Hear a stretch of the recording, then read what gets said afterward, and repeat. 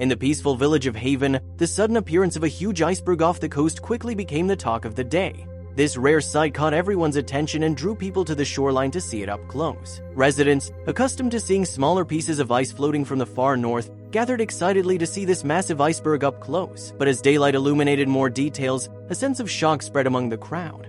What was that? The villagers could not believe their eyes when they saw what was on top of the iceberg.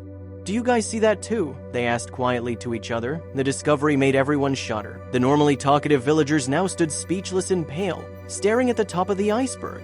What was going on? But before we start, smash the like button and make sure to subscribe if you haven't, and hit that notification bell so that you won't miss any new stories. Just another chunk from the north, the inhabitants of the small town said nonchalantly as another chunk of ice floated by. They were used to such scenes and nothing surprised them anymore. They thought they had already seen everything. But this time it was different. "Have you seen anything like this before?" whispered one villager to the other, both staring in disbelief. "Never in my life," replied the other, equally puzzled. This giant iceberg, unlike the smaller debris that usually melt away during their journey, had somehow arrived intact, arousing excitement and curiosity among the villagers. "It's a wonder it arrived here at all," they agreed, their usual chatter replaced by a shared sense of wonder at the ice giant before them. People scratched their heads, wondering how this giant iceberg could have come near their town. It was either the biggest iceberg anyone had ever seen, or it hadn't melted much on its way here, which was really strange. "It's huge, it must have been a giant to begin with," someone surmised while looking at the huge block of ice glittering under the sundae. "Or maybe it has magic that keeps it from melting," joked another, although everyone knew that was unlikely. While most people were just amazed at the size of the iceberg, there was one who noticed something else. He squeezed his eyes shut and leaned forward as if trying to see a secret the iceberg hid. His curiosity was piqued not only by the size of the iceberg, but also by something unusual that others had not yet seen. Peter had been staring at the iceberg for hours as his high-quality binoculars brought the icy expanse into sharp focus. He couldn't help but marvel at how the sunlight played across the surface, creating a mesmerizing display of blue and white that seemed almost surreal. The sheer grandeur of nature's creation held him spellbound. Each glance revealed new patterns and secrets hidden in the eye. As his gaze shifted to the top of the iceberg, a sudden movement caught Peter's attention. His heart skipped a beat. "No way," he whispered, as his breath stopped. "Could it be?" he muttered, squeezing his eyes shut to get a better look. What he saw was completely unexpected. A vivid anomaly amid the desolate icy plain. Amid the serene beauty of the frozen landscape, a splash of color stood out, vibrant and alive, in stark contrast to the monochrome world around it. The discovery sent a thrill through his veins. Despite his efforts, Peter could not quite discern the details of the mysterious spectacle that had caught his attention, but he was certain something was moving purposefully across the icy landscape. After a few tense seconds, the movement vanished, slipping silently to the other side of the iceberg, leaving Peter with nothing but the cold, silent expanse of ice. He stood there with his binoculars still pressed to his eyes, a mixture of confusion and intrigue engulfing him. "What on earth could that be?" he muttered to himself, his head raging with possibilities. The idea that something or someone had been stranded there seemed implausible, given the iceberg's constant drift. He thought of reporting it, but dismissed the idea, knowing he had no proof and fearing ridicule. Yet, he couldn't shake the feeling that this wasn't something to ignore. Determined, he decided to investigate alone. He remembered his brother-in-law's small speedboat, which he had used before. Without telling anyone, he made a plan and went to buy climbing gear, anticipating he might need to scale the iceberg. As dawn approached, Peter reached the harbor. It was quiet, wrapped in the early light. He crept along the shadows, scanning for the boat. When he finally spotted it, his breath caught. This was it. Whatever lay ahead, danger, discovery, or both, Peter was ready. Hearing no activity, he quietly climbed aboard and untied it without a sound. As the boat gently rocked free, he glanced one last time at the shore, the silhouette of his city barely visible against the morning sky. With cautious precision, he started the engine, fully aware that this journey might have serious consequences. A police boat suddenly appeared in the distance, its searchlight sweeping the waves. Peter ducked into a cove and waited in silence until the coast was clear. Once the danger had passed, he returned to open water, steering directly toward the towering iceberg on the horizon. Something about its sheer presence called to him. He steered toward the iceberg and began preparing his gear. At the base of the iceberg, Peter looked up. The ice wall stretched skyward, shimmering and treacherous. After one last check of his equipment, he took a deep breath and began the ascent. The surface was slick and unpredictable. Each step required focus and strength. He planted his ice axe carefully and moved upward, aware that every decision mattered. The sound of cracking ice and his own breathing filled the silence. The climb grew steeper, the air colder. Nearing the top, fatigue set in. His limbs trembled, and his breath came in ragged gasps. The final stretch was the hardest. Each step demanded all he had left. The crunch of ice beneath his boots echoed through the stillness. He was almost there. What would he find? Nothing, or something that would change everything? He climbed harder, faster, despite exhaustion. The summit was within reach. Just a few more steps, he told himself, pushing past the pain. At last, Peter reached the summit, greeted by a breathtaking panorama.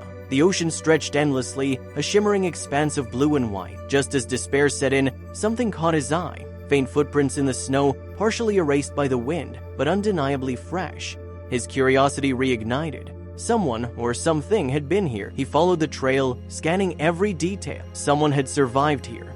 Peter's pulse quickened as he spotted a crude shelter hidden in a crevice. Built with a tarp and anchored by ice axes, it was a fragile but clever refuge. He crept toward it, torn between fear and fascination. Peering inside, he saw a sleeping bag and scattered personal belongings. It was real, someone had lived here. Inside, he found a worn journal, sketches, a flashlight, a knife. Then Peter noticed scientific equipment, damaged instruments, weathered notebooks, a broken Geiger counter, a telescope. Someone was conducting research, he murmured. This wasn't just survival, it was a mission. Suddenly the sky darkened. A fierce snowstorm rolled in without warning. Peter rushed into the shelter, bracing against the howling wind. All night, the storm raged. By dawn, the storm began to subside. The silence that followed was surreal. Emerging from the shelter, Peter's resolve returned. There was more to uncover. That's when he noticed them, new footprints in the snow. He was here, recently, he whispered, his pulse quickening. Peter followed the trail across the hill, weaving between towering ice formations. His heart pounded as questions flooded his mind. Peter stood silently before the station, the icy wind brushing past him. The answers were close now, buried under snow, data, and time. Whatever this person had been doing, Peter was determined to find out. Peter marveled at the weather station, rocks, soil samples, and an old camera lay carefully arranged, all part of a floating laboratory in the middle of nowhere. This wasn't just shelter, it was a workspace for science and survival. The journals and observations belonged to a man named Dr. Jensen, whose notes revealed a life dedicated to studying climate change and glacial activity. His mission was bold, lonely, and full of risk. Peter couldn't help but admire his courage and commitment. Then, through the lifting fog, a shadowy figure emerged. Peter squinted in disbelief. It was Dr. Harold Jensen himself. Weathered by the elements but still alert, he stared back in surprise at Peter's sudden appearance. After a brief pause, the two shared a moment of recognition. "Meeting someone here is the last thing I expected," Jensen said, his voice hoarse but warm. Peter told him everything, how he had spotted the iceberg, climbed it alone, and endured the storm. Dr. Jensen listened in awe, visibly moved by the young man's determination. When the fog cleared further, Jensen shared his own tale. How a sudden storm had trapped him, cutting off contact with the outside world. He had survived on dwindling supplies while continuing his research, never abandoning his mission. Recognizing the urgency of their situation, the two began pooling resources. With supplies low and the weather worsening again, they worked quickly to build a makeshift beacon using parts from Jensen's gear and Peter's climbing tools. They hoisted it high, hoping its signal would reach help before it was too late. As they waited, another storm rolled in stronger than before. The wind battered the shelter, testing its limits. Huddled together, they shielded themselves from the cold, clinging to hope. The beacon's faint glow was their only connection to the outside world. "Will they see it?" Peter asked. "They must," Jensen replied, eyes locked on the storm. Suddenly, the roar of a helicopter cut through the wind. A dark shape emerged through the snow. Rescue had arrived. "It's a helicopter!" Peter shouted. Jensen smiled faintly, his strength nearly gone. The chopper hovered and adjusted its path toward them, its lights flashing through the blizzard. Crew members leaned out, waving frantically. "Hurry!" one of them yelled. Peter and Jensen struggled through the snow, each step heavy with exhaustion. Reaching the aircraft, they were helped aboard, collapsing into the warmth of the cabin. Inside, Peter turned to Jensen. "Did you ever think we'd get out?" he asked. Jensen nodded slowly.